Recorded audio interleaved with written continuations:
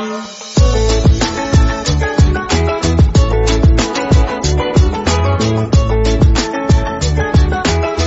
The lord. ప్రభువైన యేసుక్రీస్తు వారు ఈరోజు మనకు అందిస్తున్నటువంటి వాగ్దానం ఆదికాండము 11వ అధ్యాయం 6వ వచనం. వారు చేయదలిచిన ఏ పని అయినను చేయకుండా వారికి ఆటంకమేమీ నుండదు. ప్రపంచ విభజన, జలప్రలయం తరువాత మానవులంతా ఒకే భాష మాట్లాడారు. ప్రజలంతా ఒకే పదజాలం ఉపయోగించారు. తూర్పు నుండి ప్రజలు కదిలిపోయారు. షినారు దేశంలో మైదాన భూమిని వారు కనుగొన్నారు. బతుకు తెరువు కోసం ప్రజలంతా అక్కడే ఉండిపోయారు.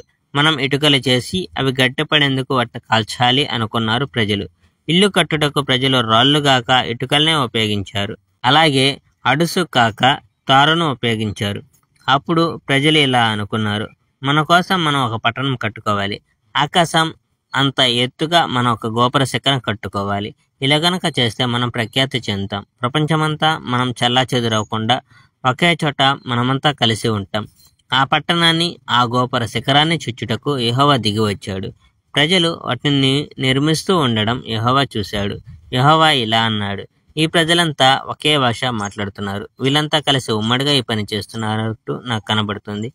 వారు చేయగలిగిన దానికి ఇది ప్రారంభం మాత్రమే. త్వరలో వాళ్ళు యోచించినది ఏదైనా చేయగలుగుతారు. అందుచేత మనం కిందకి వెళ్ళి వారి భాషను గలిబిలి చేద్దాం. అప్పుడు వాళ్ళు ఒకరినొకరు అర్థం చేసుకోలేరు.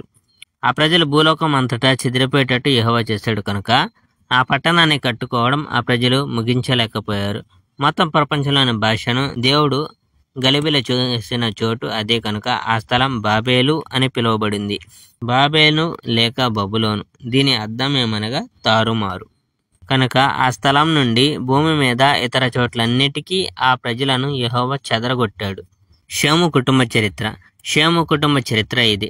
జలప్రలయం తర్వాత 2 సంవత్సరాలకు షేము 100 సంవత్సరాల వయసులో ఉన్నప్పుడు అతని కుమారుడు అర్పక్షదు పుట్టాడు. ఆ తర్వాత షేము 700 సంవత్సరములు జీవించాడు. అతడు ఇంకా కుమారులు కుమార్తెలు ఉన్నారు. అర్పక్షదు 35 సంవత్సరముల వయసులో ఉన్నప్పుడు అతని కుమారుడు షేలాహు పుట్టాడు. షేలాహు పుట్టిన తర్వాత అర్పక్షదు 403 సంవత్సరములు జీవించాడు. ఆ కాలంలో అతనికి ఇంకా కొందరు కుమారులు కుమార్తెలు పుట్టారు. షేలాహుకు 30 సంవత్సరములు నిండిన తర్వాత అతని కుమారుడైన ఏబేరు పుట్టాడు. ఏబేరు పుట్టిన తర్వాత షేలాహు 400 సంవత్సరములు జీవించాడు. 403 సంవత్సరములు జీవించాడు. ఆ కాలంలో అతనికి ఇంకా కొందరు కుమారులు కుమార్తెలు పుట్టారు. ఏబేరుకు 34 సంవత్సరములు నిండిన తర్వాత అతని కుమారుడు పెలెగు పుట్టాడు. పెలెగు పుట్టిన తరువాత ఏబేరు 430 సంవత్సరములు జీవించాడు. ఆ కాలంలో అతనికి ఇంకా కుమారులు కుమార్తెలు పుట్టారు.